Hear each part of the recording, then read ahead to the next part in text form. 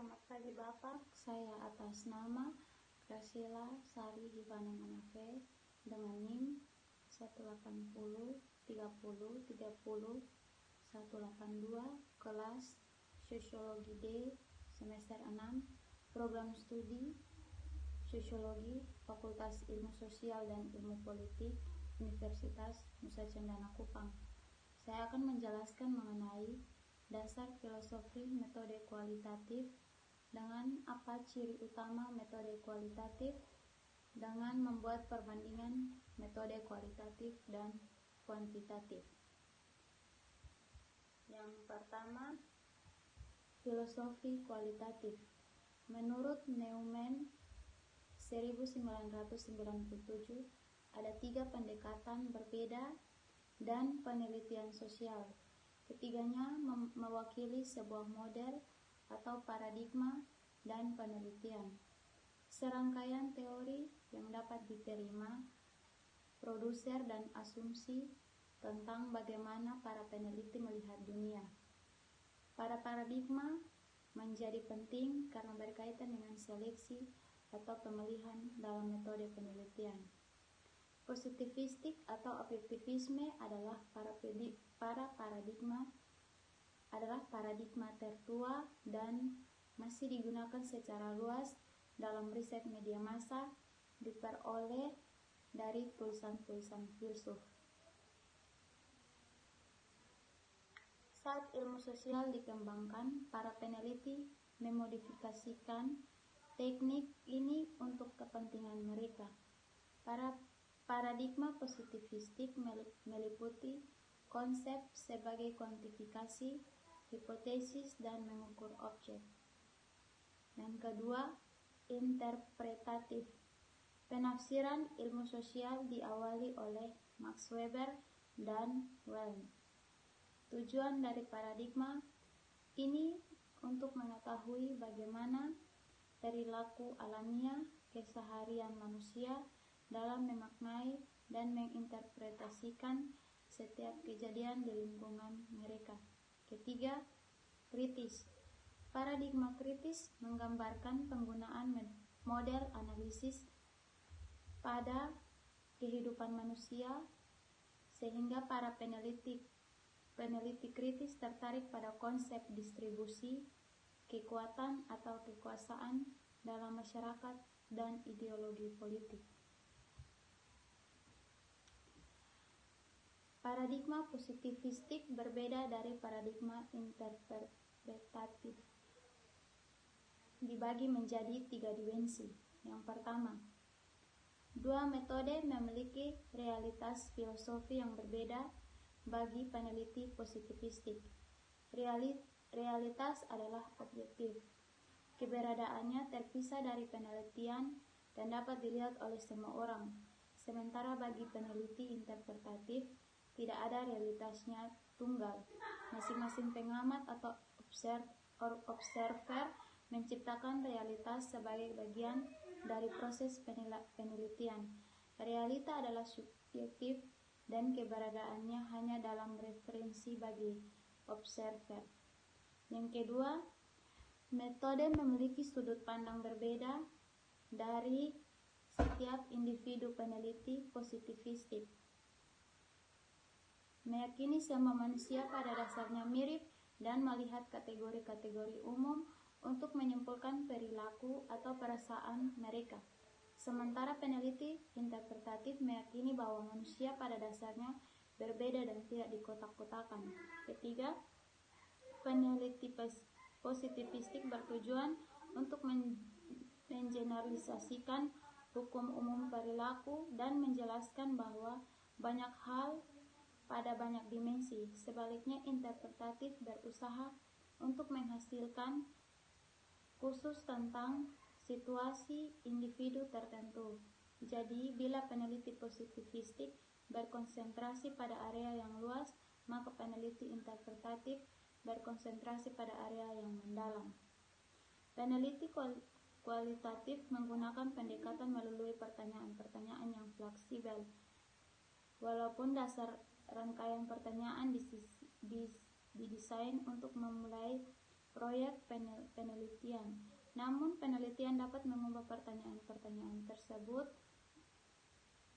dan menanyakan pertanyaan yang bersifat penyelesaian masalah apapun. Penelitian kualitatif adalah sebuah alat penelitian media massa yang sangat bermanfaat bila batasnya diketahui. Seringkali peneliti terlalu terburu-buru menentukan pendekatan penelitian yang akan digunakan tanpa mempertahankan kebutuhan dan kondisi yang ada. Pada dasarnya, sebuah peneliti itu layaknya disyaratkan dalam penelitian itu sendiri. Yang B, ciri utama metode penelitian kualitatif. Yang pertama, menggunakan lingkungan alamiah sebagai sumber data. Peneliti kualitatif menggunakan alamiah sebagai sumber data. Peristiwa-peristiwa yang terjadi dalam situasi sosial merupakan kajian utama penelitian kualitatif. Penelitian pergi ke lokasi tersebut dan memahami serta mempelajari situasi. Studi dilakukan pada waktu interaksi dan berlangsung di tempat kejadian. Peneliti mengamati, mencatat, bertanya, menggali sumber yang erat hubungannya dengan peristiwa yang terjadi saat itu. Hasil-hasil itu diperoleh, itu segera pula disusun. Apa yang diamati pada dasarnya konteks dari lingkungan di mana tingkah laku berlangsung. Memiliki sikap deskriptif. Yang kedua, memiliki sikap deskriptif analitik. Peneliti kualitatif sifatnya deskriptif analitik. Data yang diperoleh seperti hasil pengamatan, hasil wawancara, hasil pemotretan, analisis dokumen, catatan, lapangan disusun peneliti di lokasi. Tidak dituangkan dalam bentuk angka-angka. Peneliti segera melakukan analisis data dengan memperkarya informasi, mencari hubungan, membandingkan, menemukan pola atau dasar data aslinya atau tidak ditransformasikan dalam bentuk angka. Hasil analisis data berupa pemaparan mengenai situasi yang diteliti yang disajikan dalam bentuk naratif. Hakikat pemaparan data pada umumnya menjawab pertanyaan mengapa dan bagaimana fenomena terjadi. Untuk itu, peneliti dituntut memahami, menguasai bidang yang diteliti sehingga memberikan justifikasi mengenai konsep dan makna yang terkandung dalam data. Yang ketiga, mengutamakan makna. Peneliti kualitatif mengutamakan makna yang diungkap berkisar pada persepsi orang mengenai suatu peristiwa. Misalnya, peneliti tentang peran kepala sekolah dalam pembinaan guru. Peneliti memutuskan perhatian pendapat kepala sekolah tentang guru yang dibinanya. Peneliti mencari informasi dari kepala sekolah dan pandangannya tentang keberhasilan dan kegagalan dalam membina guru, apa yang dialami dalam membina guru, mengapa guru gagal dibina, dan bagaimana hal tersebut terjadi. Sebagai bahan pembanding, peneliti mencari informasi dari guru-guru yang dapat diperoleh titik temu dan pandangan mengenai mutu pembinaan yang dilakukan kepala sekolah. Ketetapan informasi dari partisipasi (kepala sekolah dan guru) diungkapkan oleh peneliti supaya dapat menginterpretasikan hasil penelitian secara lebih tepat.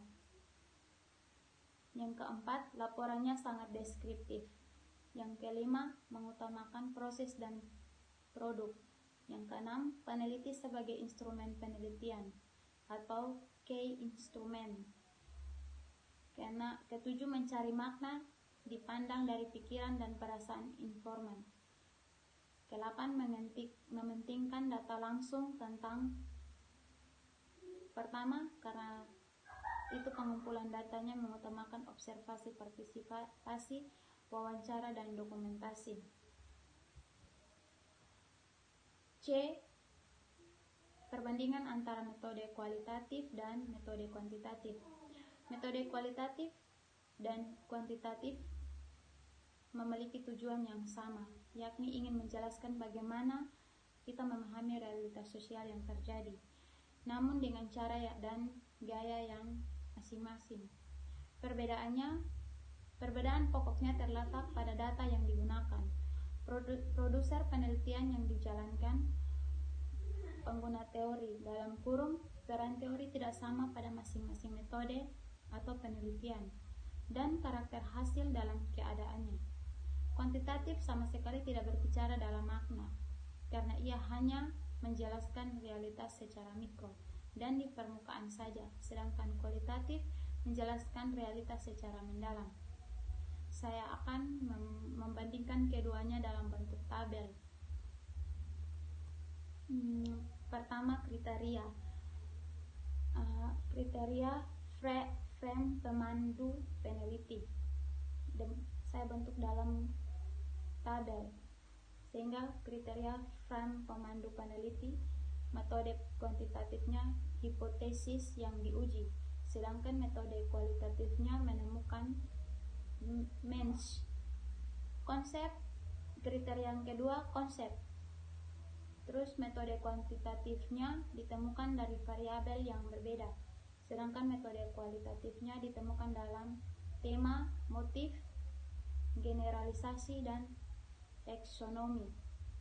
Kriteria yang ketiga, pengukuran.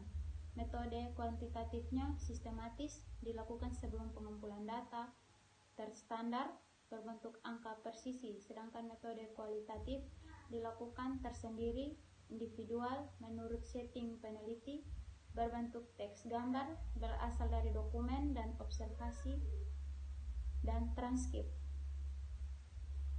Kriteria yang keempat, data, berbentuk metode kuantitatifnya berbentuk angka persisi, sedangkan metode kualitatifnya berupa teks. Kriteria teori. Metode kualitatifnya sangat menentukan deduktif, sedangkan metode kualitatifnya menentukan atau tidak begitu menentukan, seringkali induktifnya. Yang berikut, produser. Kriteria produser. Metode kualitatifnya standar, sedangkan kuantitatifnya standar, sedangkan kualitatifnya khusus. Kriteria yang ketujuh, analisis. Metode kuantitatifnya menggunakan statistik,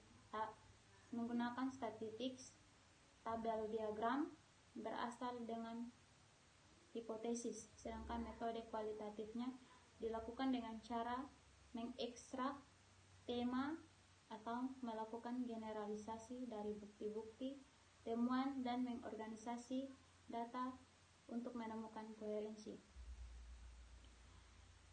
Sekian dari penyampaian saya mengenai materi ini. Semoga bermanfaat bagi kita semua. Terima kasih banyak. Selamat pagi, Pak.